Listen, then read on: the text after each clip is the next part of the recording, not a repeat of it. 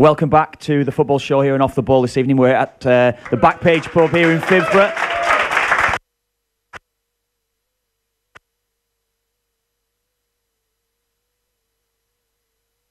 Welcome back to the football show here on Off The Ball this evening. We're at the Back Page pub here in Phibsboro. We are continuing our Liverpool special this evening. We're also going to be... Welcome back to the football show here on Off The Ball this evening. We're at the Back Page pub here in Phibsboro. We are continuing our Liverpool special this evening. We're also going to be picking up on the Republic of Ireland-Wales game, or the Wales-Republic of Ireland game tomorrow evening. I probably put one thing to you probably here, lads. We'll have a brief chat, I suppose, to finish off and maybe to close on Liverpool in a second. But just on the game tomorrow night, where do you see us? I was actually just seeing it's almost 5 years. It's come for 5 years since Martin has taken over now. Where do you see the current side at the moment, Laura? You've seen enough. You've both seen enough of us over the last few years. Where do you see us at the moment? I think, also for many years, we are a team that's the sum of the parts. We've struggled for a goal scorer, as everybody knows. And I think actually he does a good job with what we've got. To be honest with you, there's a lot of our players, even our starting 11, wouldn't get in a lot of other international starting 11s. So I think we're difficult to beat. I think we're difficult to play against. But ultimately, I think it's a little bit of a glass ceiling, is it not, with the players that we've got? You look at the Euros 2 years ago and it was like, oh, yes, this is it. This is great. What the players we have. It's been a great time. We're going to kick on. I think we've gone backwards since then. I don't see us as a major threat to anybody. Why do you think that is? I don't know. I just don't see what style we play in.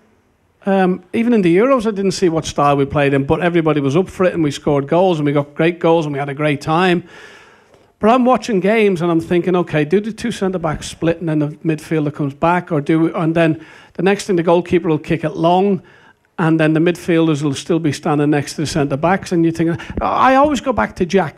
Jack Chan, we had an idea of how to play because of what Jack said. Lash it long, and everybody in midfield push up. We'll win the second ball and we'll put them under pressure way up the pitch. I just see with Martin's teams that there's no one thing or the other. There's no right down the middle. This is what we do. And then we seem to get caught out. Like they'll play a long ball and nobody will have pushed up. They're headed out. The opposition get the ball and then they come back at us. I don't see us... I don't know what the progression is. I don't know what he's done over the last 2 years to make us a better team, because I don't think we are. Look at the personnel. I understand, look at the personnel that Jack look had. at other countries' personnel.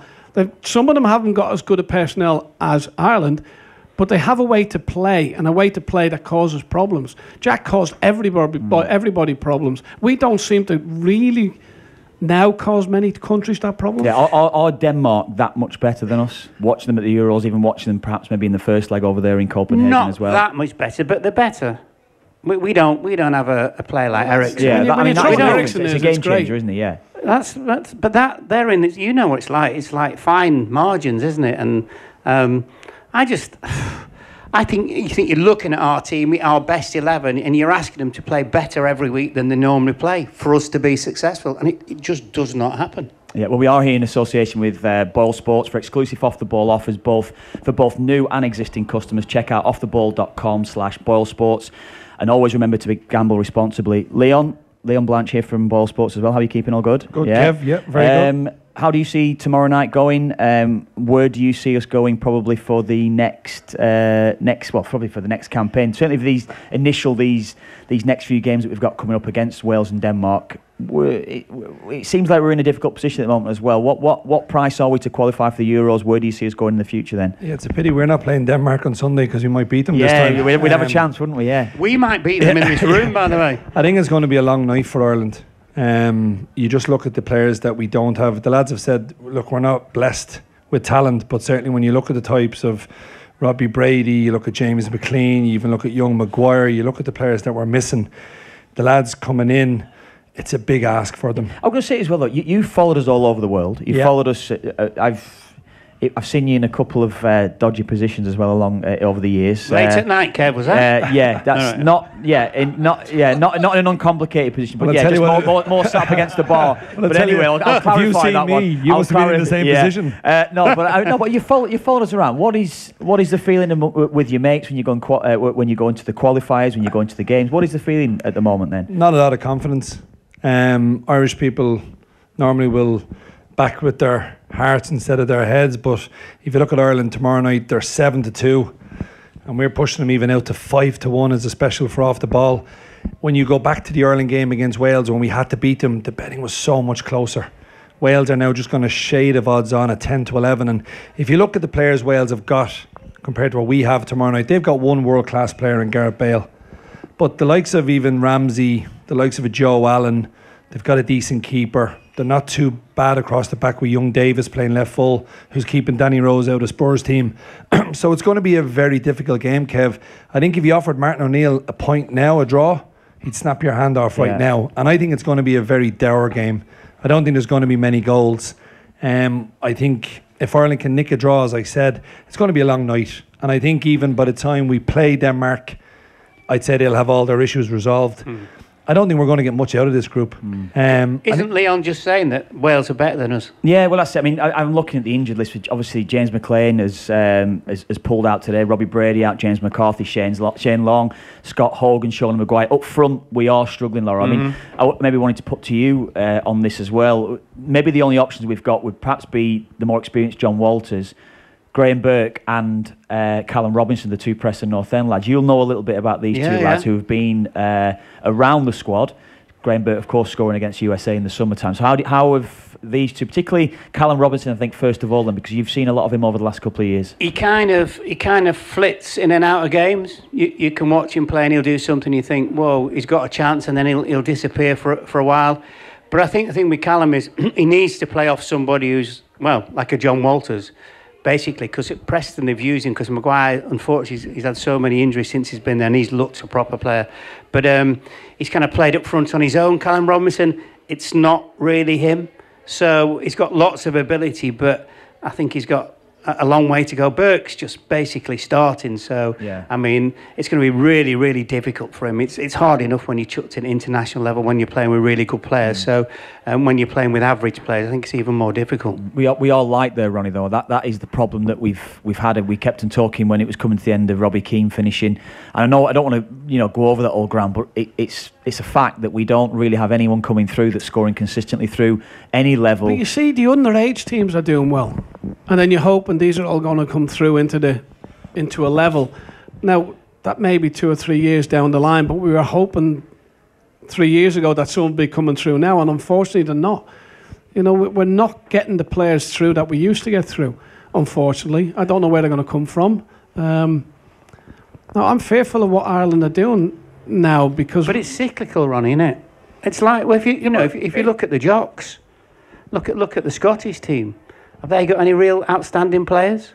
So because of the size of the countries, basically, you're then hoping that a cycle of players will come through, 5 or 6, like Wales had all those years ago with Ratcliffe and Rushy and Mark Hughes. Which we had a few years ago with Duffer and all these coming through. But that's together. The thing, and it's at the moment the cycle. If you think about it, the cycle's like a down cycle. It's not an up cycle. It does change, but it's taken a while. Do you not look endlessly on a country like Iceland, a country like Denmark, who have qualified? Iceland are not that good. No, but they've got a way to play football. Yeah. I don't think we are not getting taught a way to play with the players we've got, as Iceland did in the Euros when they were magnificent. They beat England. This is how we play. We close down, big fellas, we'll kick it there, you all push up, we'll do it the right way. That's where I think we're going wrong. We don't have a set pattern of how to play football, that we're all together, or all the team are together thinking the same way. Yeah, there's... Last week, of course, there's been a lot of scrutiny, I suppose, on Martin O'Neill and Roy Keane in relation to maybe what's been said internally. Harry Arter, if we believe what the stories that's coming out, there has been some sort of bust up. Martin has confirmed there was a bust up in the summer. Surely not. with Roy and a couple of the players. Not. It's something that, I I don't necessarily want to go into it a lot, but we had Carl Shepherd on the show last night. Carl Shepherd spoke of coming through the system. He's played underage football within the system. He spoke of something last night that I've never really thought about myself, but he was suggesting last night, just in relation to this with Declan Rice as well, that he basically saying that when he's come through the system, a lot of English-born, British-born players weren't necessarily committed, and he felt that within the squad. It's something maybe I can put maybe to both of you, and probably myself as well, I suppose. But we've all played. You're going to put a question to yourself. That should be good. Yeah, that's it. There's a but point you two know better than I would. My point being, have you ever thought that someone isn't committed to be playing for the shirt? Not in the least. Not in my time. No. Unbelievable. No. I'm going back to Aldo and Ray Houghton. Andy T. They want Andy Townsend, Cass. Yeah. Even though he wasn't Irish, but he was. Yeah. He'll have you for that one. He'll have you for that, yeah. To be fair, he was that week, wasn't he? Yeah. When he used to run on the pitch going another grand, he'd be coming on the last minute. But never. Yeah. You know, you go back to Chris Hughton, Chris Morris, Loads. players that just loads wanted to play for Ireland. They loved every minute of it. Seamus McDonough. He was more Irish. He ended up more Irish. Yeah. You know all the songs. I remember Mate, when all the Ham rebel telling me a songs. story on Seamus when he rang him up. I think he spoke to two people around the time. I can't remember one of the lads that was kind of not committal. Anyway, he wasn't committed. He was saying, "Yeah, I might come over if you don't get a call up for England." But Seamus was the one. He said he was basically reeling off the proclamation. He was the one that was so committed to playing for us. He was desperate to play. Can I just No, he change was that round desperate for a when he was second? I'll let you ask a question. Right? Did you ever see it in your time? No, I didn't. I have to say that once people came into the squad, whether that would be under 21 level or at senior level, I mean, I've said before, I understand that a lot of people would have had a different upbringing to me who would have been brought up over in England. I take that. But once they were in the squad, I always felt that everyone was 100% committed. I never thought, this lad's not got me back here. I never thought that once. No. Wherever you were born, it didn't matter. Your time was like our time. It was a good cycle. It was an upcycle, and I think that makes a massive difference. Yeah, I think when success is there, I think it's easy, isn't it? That's what it is. Absolutely. Easy. So the questions, you're not looking for small little side stories or whatever it be you want that to be come along involved, the way. don't you? But is this going back to the Declan Rice thing then? How do you see that? How do you see this panning out? I'll go completely against what you said. I would have him tomorrow. Whether he said he's not going to come or I'm thinking about it or whatever he said, I would have him tomorrow because I've seen him play. How would you feel though if you were in that squad at the moment? How would you feel if he decided that he'd gone away? How would you feel if you were the sub that was maybe left out? I was subbing freaking 2 World Cups. Yeah, but that English people were playing in. Yeah, but yes, right. So, okay. Yeah, but they were better than you. Yeah, but you've made the point is that they're committed. They are totally committed. You've got somebody here has he not that's walked taken away 3 caps away from somebody else. Has he not walked away and thought, I need to just settle down? 19 years of age. I need to settle down now and think about this. Where am I going? What do I want to do? As a 19-year-old, a huge decision. It depends, and he said, Ronnie, whether he's thinking about it or someone else is thinking about it for him. Are we talking about agents? Agents, parents, whatever. But if you don't I want to play, just say, you know what, the only forget reason it. I want him because I think he's a better player than what we've got. And I think if you can find players like that, and more players, as Jack did, he went into all the English leagues and found the likes of Ray Houghton and John Aldridge and Andy Townsend, Cass and other people. But it made us a better team, and I think Rice would make us a better team than we Leon, are now. how do you see it as a fan? I think what he's shown so far, the young kid, he is committed. If you look at, I think he played a senior game, then he played an under-21 game. All the words he used about Ireland was he's Irish. He's always viewed himself. He sang the anthem. Yeah. Kissed the badge. Yeah, but what I would say is, you like that that's one. not a good thing. I would say more is going to come out in relation to this kid because something's happened when he's been at Ireland. Something's happened. And He's not falling out with Roy, is he? Well, you're just hearing now what's coming out about Harry Arthur. There was another player had a bust up. There may be another player. I think this young kid views himself as Irish. The performance he's put in a green shirt would say to me he loves wearing that jersey. For a young kid to come in and be man of the match in the 3 senior games that he played goes to show you his character, goes to show you what type of personality he is. I agree with Ronnie 100%. If he decides after whatever's happened that he wants to pull on that green shirt, we need him, Kev. Yeah, I understand what you're saying. But come here, we can't decide who we take and who we don't take because the way we're playing at the moment, we need a lot more Declan Rice. I've said my piece on this one. I don't need to go on about that one again, do we? But I just think at the moment, we've got a lot of pulling together. We've got such a small pool of players to be picking from. I understand what you're saying in relation to this. Because we have that small pool of players, a majority of the squad has been together for such a long time that all of a sudden now you've got this issue, you've got this story that's coming up. If I was part of that squad, I wouldn't be happy, and I would imagine there'll be certain players within that squad that will not be happy with what's happened. That's the way. Well, he thinks he's going to play for England, doesn't he? I don't think he'll be anywhere near England. No, that's where mine would be if he decides to go for England. He's not going to get in as a centre back at England, is he, at this moment in time? He played centre midfield for Ireland against Turkey. It was magnificent. Yeah.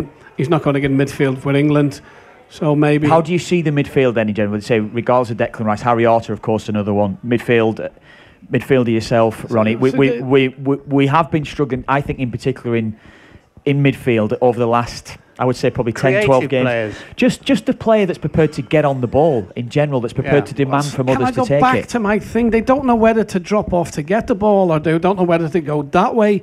When the fullback gets the ball, you're thinking, just drop into midfield and get it. And they're low to just drop off and get it to the feet, and then someone kicks it, and then they're too far back to push up. It's all higgledy-pickledy. Is that a word?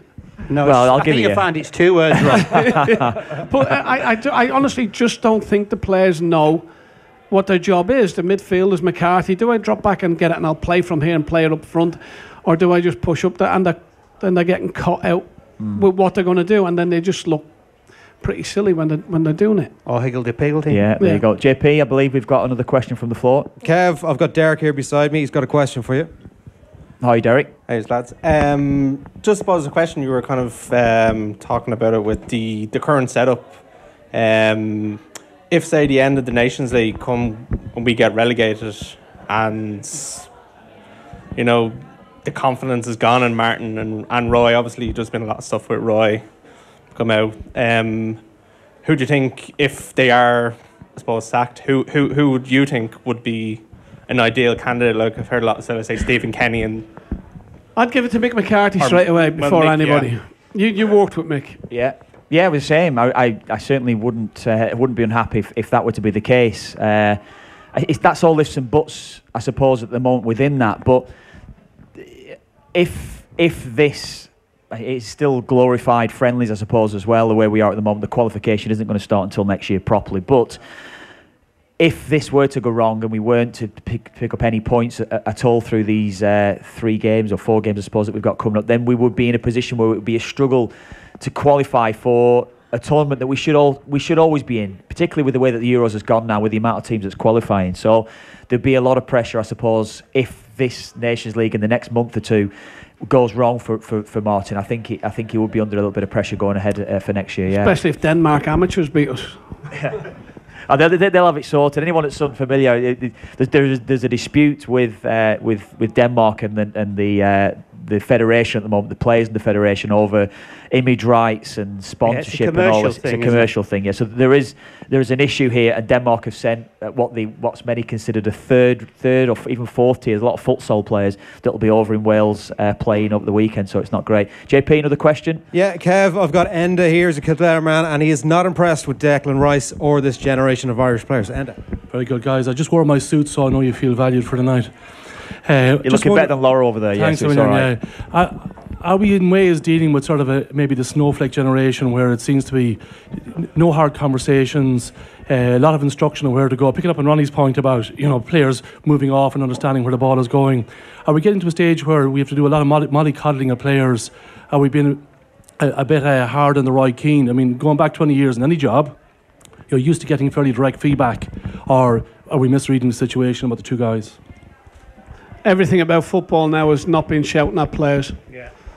You've got to be so nice. I was talking to Martin Keown on the Champions League, one of the Champions League nights, and he was saying when Pat Rice was assistant to Wenger, and Wenger come in, said his little bit, and he said, "Pat, what do you want to say?" And Pat Rice started shouting at a few players. Wenger went, "Pat, stop now. We do not shout at players anymore." They don't shout at players. It's just the way it is. That they're so precious that surely each player is different. There's some need shouting at, some don't need shouting at, but The way it's gone now is they don't shout at players, and I can only see Roy Keane as a fella who will have a go at people if he feels it's at the right time to say something to people. No, I think you're absolutely. They're frightened to death. They're frightened to death of losing players, and of course, once you start to lose players, you lose the dressing room, which I think's a terrible thing to say anyway. But that exactly is the way that it is. And just on a slightly different note, I was at the cricket last Friday, Lancashire versus Worcestershire at Southport, where I live. And Lancashire were chasing this big total to win the game. And one of the opening batsmen got run out. They had 2 days to get 300 runs. He got run out for the most stupid of runs. And Glenn Chappell, who's the coach, just happened to come out the main building, was going for a wee, and I was going to the same place. And I know him, and I said, what will you say to him? What an absolute... You can imagine what I said to him. And he went, Laura, he said, can't say anything. Absolutely cannot say anything. He said, maybe in 2 days I'll sit him down, and when he's had time to reflect, he said, if I actually tear into him like you lot would have done, he said, just completely lose him. Yeah, I think I've certainly seen, probably across the course of my career, I saw a massive swing from the early mid-90s when I first came into the game from 16, and how I was treated. And my first day in a football club was painting a dressing room at Preston. That was how it was. Badly. Yeah, exactly. I didn't do too much right there, as you know, Laurel. But we've gone full circle totally now, where they're mollycoddle, however you want to say it. The Leeds United manager, didn't he have them sweeping up outside Ellen Road? I believe so. So he had the whole first team, not the kids. He had the first team out sweeping. Yeah, but that's a little bit different, isn't it? He's not kind of bollocking them, is he? And I think, as long as you get them all together, it's fine. Craig Johnson signed for Liverpool, and it was about a couple of weeks before I signed, and they were playing a pre-season friendly in Switzerland. Were you there, Ronnie? I was the one who come on when he said he didn't. All right, there you go. And he's kind of playing on the right-hand side in his first game, but it was a right-hand side where Joe, Ronnie, Roy were all sat, and you get 57,000 different instructions from the three of them, don't you? And after they kept going on at him, and did he come in at half-time? And they said, Craig this, Craig that. And he just turned around and went, if you'd have wanted an effing right winger, you should have signed one. And he went off straight away. They wouldn't do that now. So then I got on and never stopped? Yeah. It is. We can't get away from that fact. It's different, isn't it? So of course it's different. Some of the stories that you come out with now, and can you just imagine how it would be in a dressing room? Yeah, well, honestly, Kev, it was sorted out between the players as well. It was the players that were shouting at each other. You've been through all that. It was the players that shouted at each other. It wasn't exactly all the time going to be Bob Page or Kenny Dalglish that was shouting. We sorted out ourselves on it, but I don't see players like that now. And they loved it, didn't they? If we came in the dressing room, everyone was going berserk. They loved it. They'd just take a step back and go on you go, and sort it out. Have you seen that? There's two. I think the French players at Sunderland who are now in League One, and they've not returned back for training. Just give it the old, we're not coming back. I think they've got the same agent, and the club had arranged a couple of deals for them to go out, whether on loan or obviously to be bought, I'm not quite sure. And the agents went, nah, they don't fancy that because there's no money in it for us, for the agents. So the agents have stopped the players moving from Sunderland because the agents weren't making any money. What status of affairs that is? It's different, very, very different. Anyway, it's probably for another day we can get all into this as well. I would just like to thank Leon, Ronnie and Mark for this evening. Thank you very much to the audience as well from the Back Page pub here in Phibsboro. We've had a great evening, so thank you very much to you all. Good night. God bless. Take it easy.